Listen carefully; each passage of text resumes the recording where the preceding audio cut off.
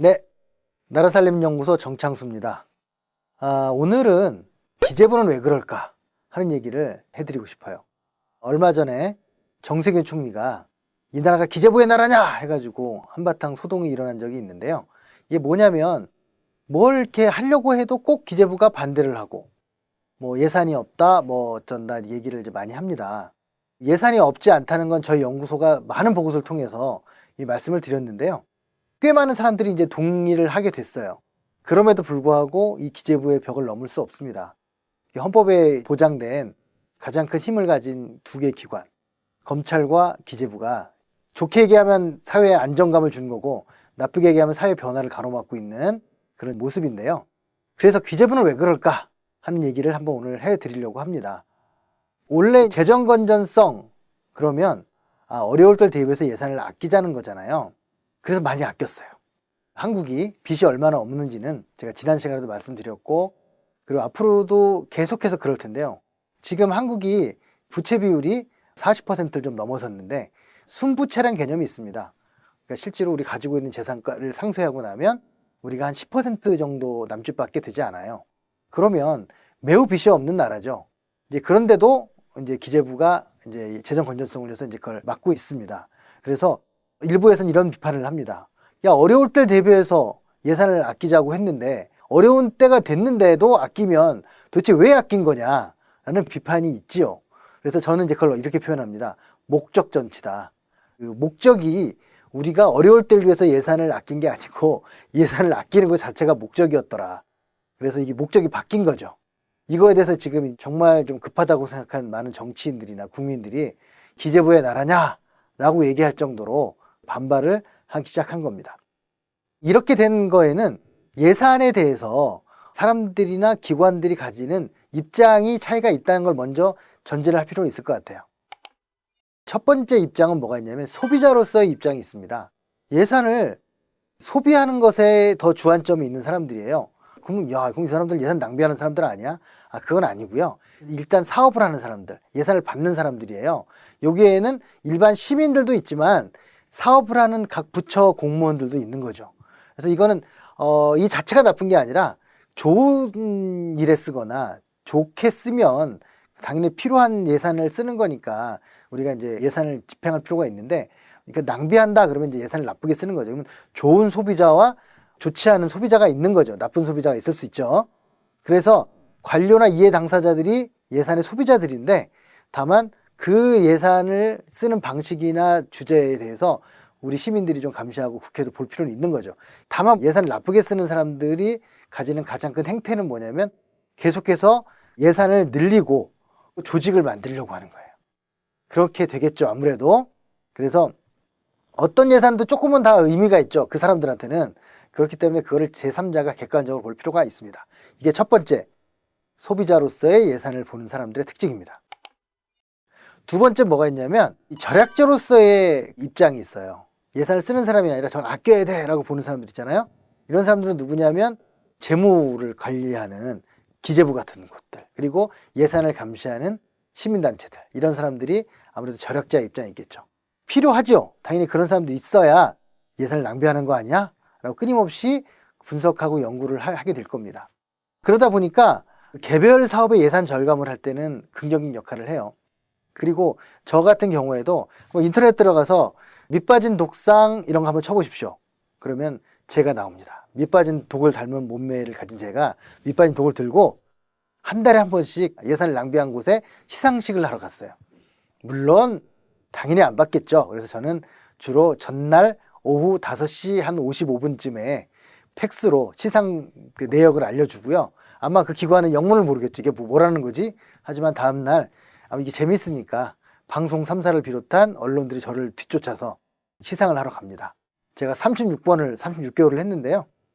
대부분 앞에 저지당합니다. 다만 뒤에 언론이 있기 때문에 저를 치워버리지 못하고 대문을 닫아 건다든가 뭐 이런 식으로 하죠. 그런데 어떻게 보면 성과가 있어가지고 많은 언론들이 보도해주고 했기 때문에 36번 중에 16번 사업이 중단되거나 축소됐어요. 그래서 1조 4천억을 아꼈죠. 제가 시민운동을 할 때 했던 사업이고요. 그래서 1조 4천억이니까 대단한 돈 아닙니까? 그래서 시민운동에 이만큼 효율적이고 효과적이고 의미 있는 운동이라는 거를 얘기할 때 밑빠진 독상 얘기를 많이 합니다. 덕분에 저는 스펙이 생겨서 그것 때문에 교과서도 실리고요. 그리고 공무원도 좀 해보고, 그리고 지금 이렇게 나라살림연구소도 만들어서 운영을 하고 있습니다. 그래서 이게 절약자 입장이에요. 저도 그래서 예전에는 절약자 입장에서 예산 낭비 뭐 이런 것들 많이 했는데 요즘은 좀 생각이 바뀌었어요. 이게 세 번째 입장입니다. 세 번째 입장이 뭐냐면 수문장의 입장이에요. 수문장이 뭡니까? 성문을 지키는 사람이에요. 성문을 지키면 어떤 일을 해야 되겠어요? 이 범죄자가 드나든지도 봐야 되지만 적들이 쳐들어오면 성문을 닫아 걸고 싸우게 하고, 그리고 적들이 없어지면 빨리 나가서 공격을 하거나 아니면 장사를 할 수 있게 성문을 열어줘야겠죠. 이 얘기는 무슨 얘기냐면 예산을 쓸 때와 안 쓸 때를 판단해야 된다는 거죠. 이게 수문장의 역할인데요. 이게 주로 의회나 그리고 재정민주주의를 하는 시민단체들이 합니다. 그래서 저는 예전에는 무조건 아껴야 된다 이런 절약자 입장이 있었는데 쓰는 것도 필요하다라는 생각으로 많이 바뀌어가지고 어떻게 쓰는 게 올바른 거냐를 연구하는 것으로 저희 나라살림연구소의 입장은 바뀌었습니다. 그래서 수문장이 더 힘들어요. 주인 노릇이라는 게 그만큼 힘든 겁니다. 원래 노예가 더 편한 삶이거든요. 주인은 생각할 게 많아요. 노예는 시키는 것만 하면 되잖아요. 사람들이 누구나 주인 노릇을 하고 싶어 할 것 같죠? 쉽지 않습니다. 그러기에 많은 결심과 노력이 필요합니다. 수문장은 특히나 예산 구조를 이해하는 그 노력이 필요합니다. 그래서 만약에 개별적인 사람들이 자기의 이해관계 때문에 소비자 입장에서 또 혹은 절약자 입장에서 예산을 무조건 쓰려고 하거나 무조건 아끼려고 하는가에 대해서 의견을 제시하고 쓰는 걸 좀 가려 쓰게 하고 그리고 또 가려서 절약하게 하는 그런 입장을 취하는 게 가장 바람직하고, 오늘 저의 이야기를 듣는 여러분들도 나는 그러면 소비자나 절약자가 아니라 수문장이 돼야 되겠구나. 그래서 그런 부분들을 좀 주인된 입장에서 보실 필요가 있습니다. 참고로 기재부는 왜 그럴까에 대해 말씀을 드리면, 기재부는 어떻게 보면 이 절약자 입장에 머물러 있는 게 가장 큰 이유인데요. 항상 그랬던 건 아닙니다. 이 기재부의 전신이 어디입니까? 기획예산처. 전신은 재정경제원, 그 전신은 경제기획원이었어요. 이게 무슨 말이냐면 경제기획원 때랑 기획예산처 때는 굉장히 혁신적인 노력을 많이 했던 부서입니다. 그런데 이게 합쳐져서 재정경제원이나 기획재정부가 되는 순간에는 그냥 여러 재무부서의 일원이 된 거예요.